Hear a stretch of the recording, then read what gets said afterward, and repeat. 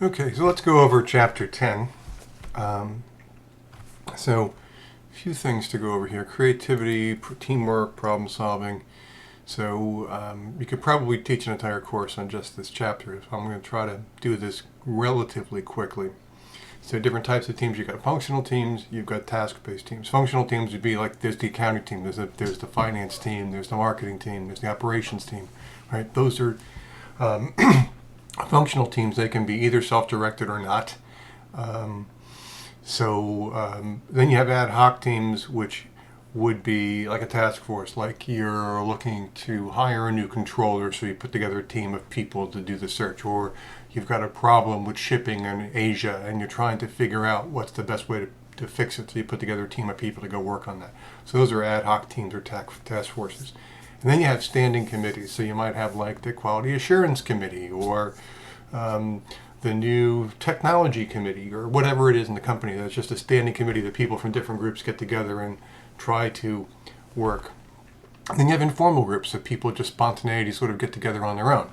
So those would be kind of like different types of teams. And then there's virtual teams. Now, again, I'm actually writing a book on in this area right now, so I have tons of stuff on this. But what I will say is that there are tools like communication tools, particularly, where you're looking at things, even something as simple as, say, Slack, right? Or you could take a look at something simple like a Kanban tool like Trello. And these are tools that the teams get together and just sort of maybe track their tasks on. It can be tremendously effective. Now, teams, when they say virtual teams, the thing is people often think about these things being global. The work in this area says, really, this goes back to work in the 70s done by Thomas Allen of MIT, where he said, if you start measuring people's interactions, you get beyond about 50 meters, and it dramatically drops off. What's beyond 50 meters? 50 meters is when it's difficult for you to get up to your desk and just walk over and say hello. That's, 50 meters, again, 3 times that, so it's 150 feet. At that point, you're picking up the phone, or you're sending an email. So virtual teams can be people who are just not in the same room. They could be in the same building, but not in the same room. Virtual teams can also be people who are across the world. So it's a combination of those things. But when you get teams like that, when you get teams that are working together, usually when they use this term, they're talking about teams at great distances, or outside, or in separate buildings, or across the country or something, right? So the thing is, though, that there's a loss of fidelity in the tools that you use here. So how many times have somebody misread a text message that you sent? How many times have people misread an email that you sent? Or there's subtleties in a conversation that don't get picked up. Also, it's harder to have serendipity. It's harder for people just kind of bump across something while interacting with someone. There's less water cooler conversation, that kind of thing. So virtual teams are important. They're becoming a reality, and at some point we may even drop the word virtual, because, to be honest with you, it's becoming so normal that it's just the way teams work, that it's rare that they're all in the same room. It's becoming an anomaly that they all work together necessarily in the same room. A third of all managers spend at least one day a week remote from their offices. So this is commonplace. Okay. Team behavior, team structure, team dynamics, team development. These are all things that are kind of important. When we take a look at team performance models, it has to do with the structure of the team, the dynamics of the team, how people interact, the stages of development, how far along are you with the team, and how long have you been working together and understanding each other. These are all kind of important. And then now, before we get too far in this, one of the things that I think that we need to think about is the Tuckman model. And this is a pretty common model in team development. And this is one stage that's actually missing from this graph, but it shows the important things. When you first join a team, everyone is on their best behavior, right? Everyone is very polite, and you go into a meeting, and then someone picks up a pen and starts, clicking incessantly in the meeting. And in the beginning, you don't say anything because, you're saying, oh, well, I'm just going to be polite.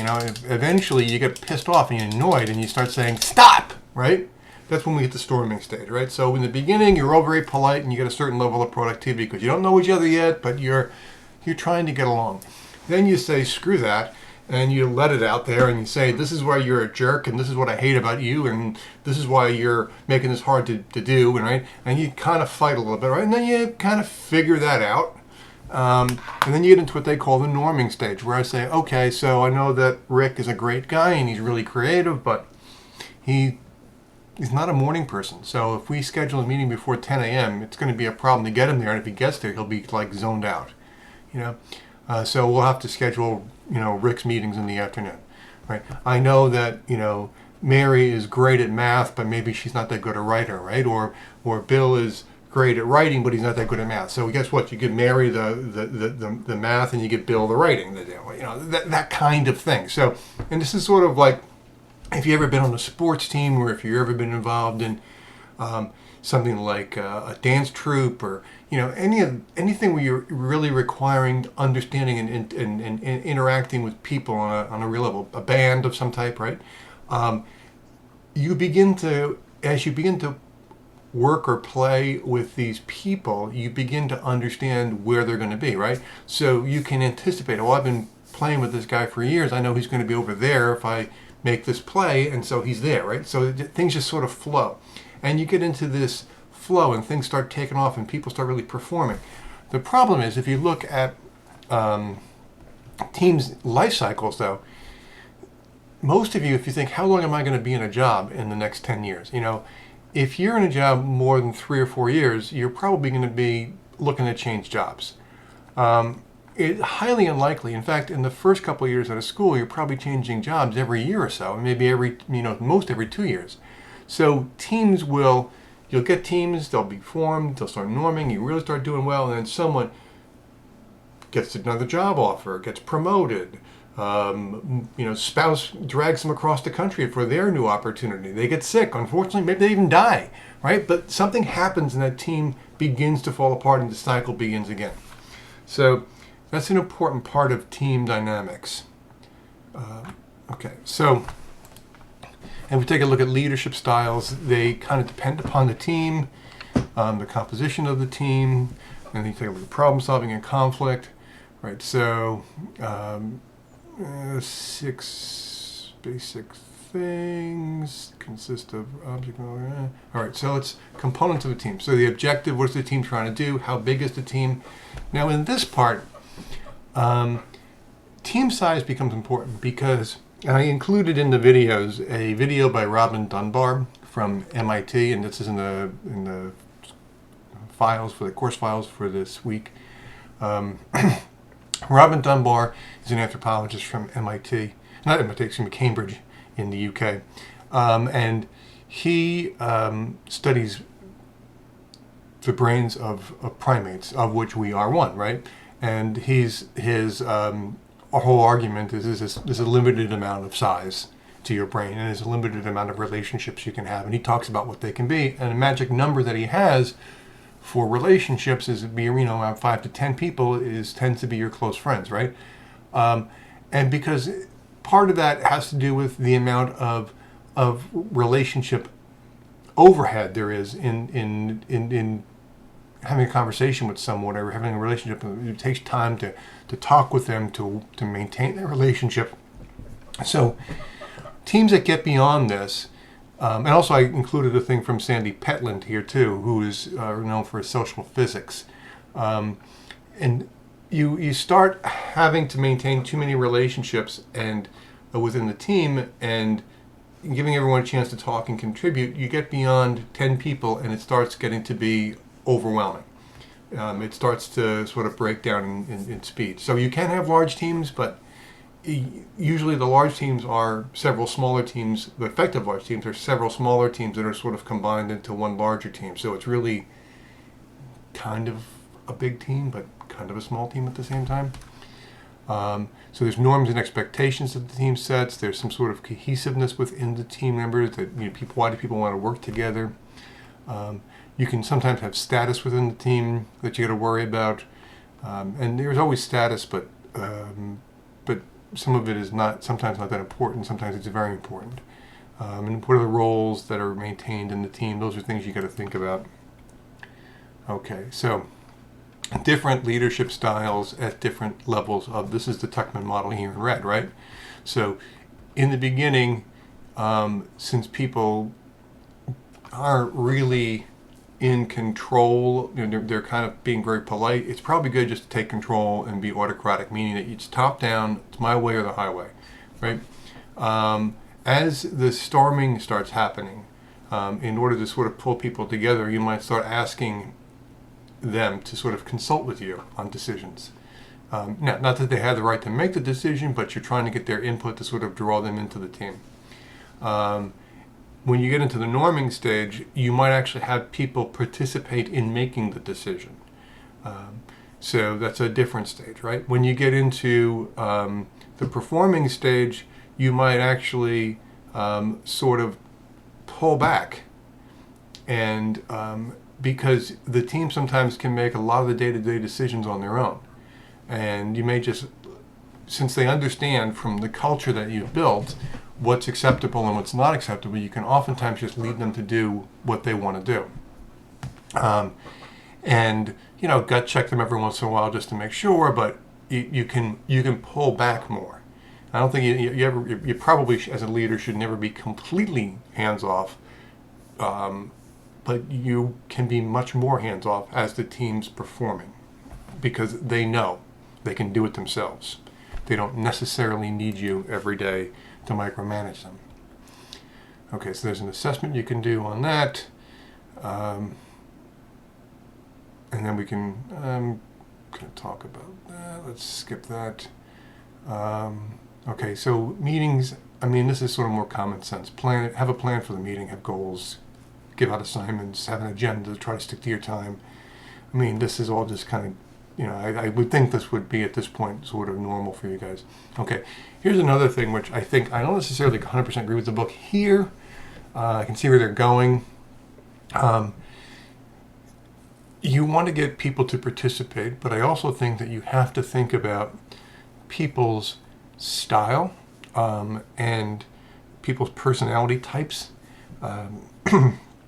If you look at a Myers-Briggs personality, I'm just going to pause this. Okay, so you may think about personality types. I've included in the videos the video from Susan Cain. And Susan Cain wrote a book about introversion, which I thought was actually a pretty good book.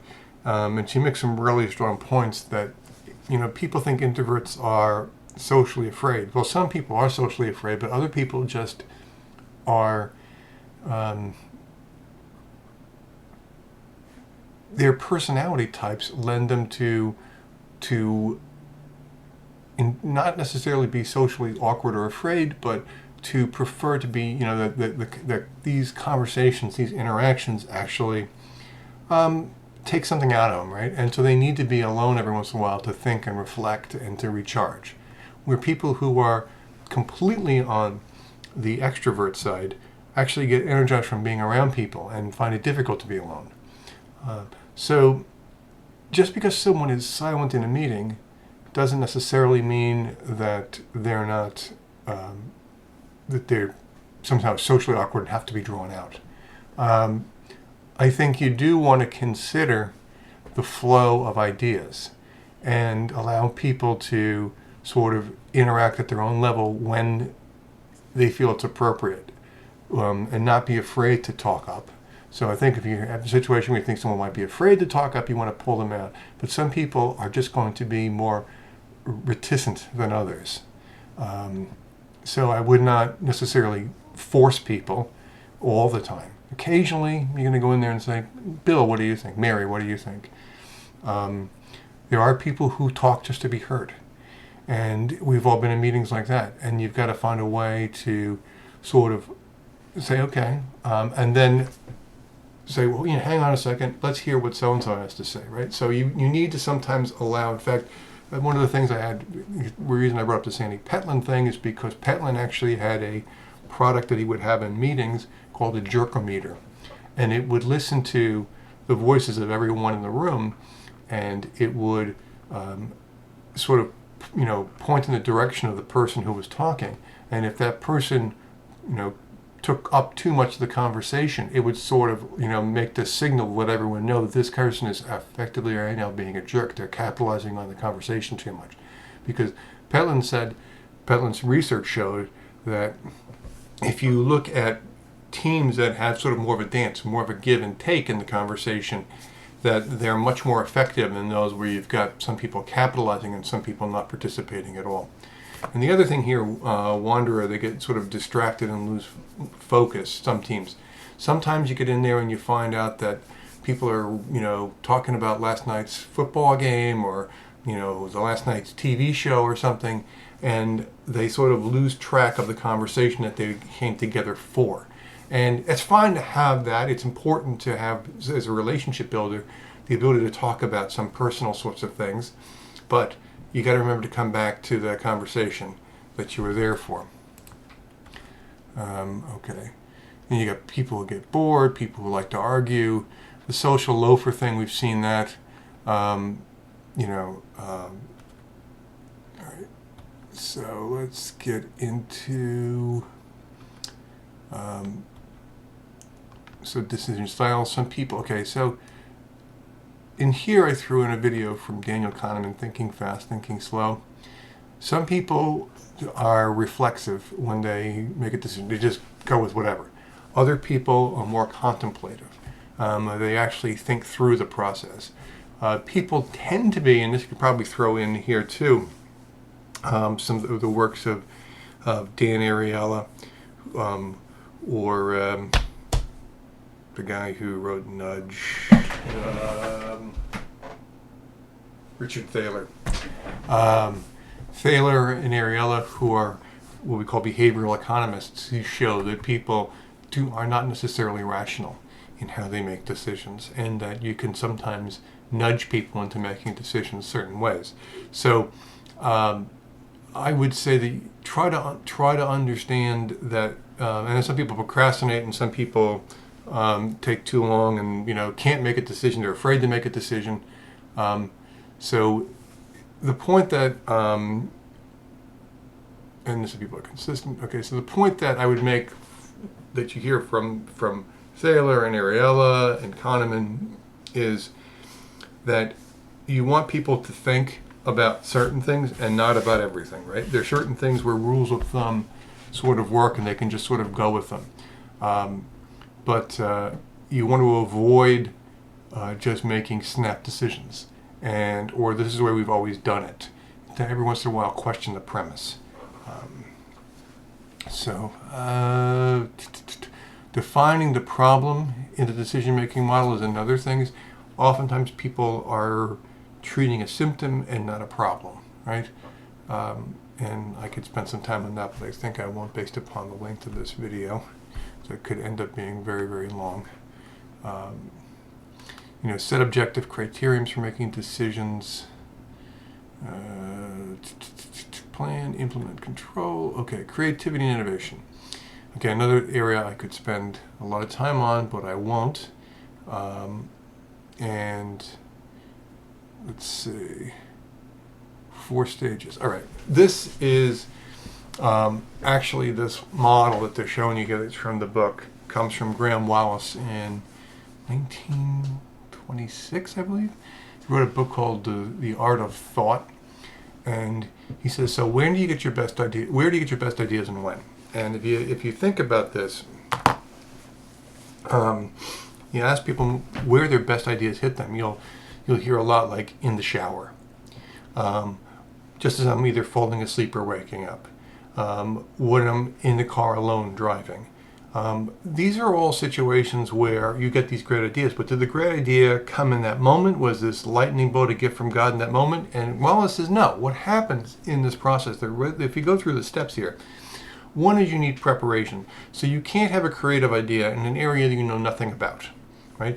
Unless someone in the class is harboring some great skill that I'm unaware of, I would doubt that many of us could come up with breakthrough ideas in nuclear physics, right? We know nothing about it. So we would have to study and get a foundation of information that we may be able to sort of mull around and look in different directions and add new pieces to it and go, voila, I've got a new idea. The problem also tends to be that when we're doing this, we sort of grinding down, we're sort of focusing real hard, and evolutionary forces come in here, which when you are concentrating really hard, you oftentimes ignore the things around you. This is called cognitive blindness. And you don't see the things around you that are obvious. So what happens is if you step back and you let what Wallace says, if you let the stuff incubate, you just sort of let it ruminate in your head. You're not trying to do anything. You're just giving it time, because in the back your subconscious will be sort of taking these pieces and trying to mash them up in different directions until, boom, voila, you've got the idea, right? And the reason why it happens, this insight happens often, is you finally had a chance to sort of drop your shoulders and relax. If you think about it, in the shower, you're like, oh, you're letting the water run over you. You're like, oh, this is great. Wow. Right? Or you're driving alone, there's no one there, you're kind of on autopilot, and your mind is, you're not really using too much of your brain, and then and you're by yourself, and then boom, you get it, right? The shoulders drop. Same thing going to bed at night. These are the sorts of things where you get these good ideas. So these are the incubation periods. Okay, so let's. Right. And then he's got different techniques here. Think about brainstorming. We've all been at brainstorming sessions, but a couple of things, and I'll put some rules up here from IDEO on brainstorming. IDEO is one of the big design firms, and they've got a good rule set for this. But it's about quantitative. It's about not criticizing in the beginning, right? In fact, oftentimes you're probably better off what they call plussing. So get a lot of ideas on the table. Because the first thing you want to do is be divergent. You want to get as much stuff on the table as you can. Don't put any. You're not allowed to criticize something. You can plus something. You can say, "Oh, I like that idea. You know what else we can do with that?" So that's plussing, right? Or another thing we can add to that is that's plussing. So, and I hate the term "think outside the box." Anybody who uses that term doesn't do that. So you want people to just sort of go with it, go with the flow. To try to break out of the norms that they're used to, and extend and build on ideas, and then that's the sort of, and once you've got the base of ideas, then to sit there and say, okay, so we got 15, 20 ideas out here, let's think about them, right? Let's sort of maybe converge some of these things together and put this piece together with this piece, or let's extend that a little bit more, right? And rework that a little bit. So that would be sort of brainstorming. This was done by Osborne back in the 50s is when this first really came up. Some of these other techniques, where you're sort of role-playing, I suppose, where groups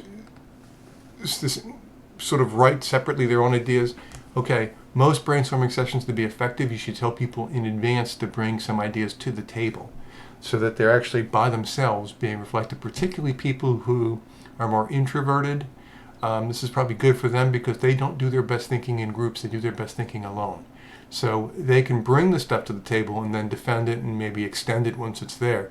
But their greater insights will probably come when they're off by themselves. So that's probably a good thing. So bring your stuff to the table and then present it and then sort of brainstorm on it from there. Cooperative development processes. Delphi techniques are when you look for people who have particularly strong knowledge in that area, and you sort of combine the ideas of several people with particularly strong knowledge in that area. So that's not a bad technique either. Just gonna, still just skip for the rest of this. All right, I didn't want to make this a particularly long video, so that should get you started. I would take a look at the book and the videos that I've given you, and I'll post some discussion questions as well.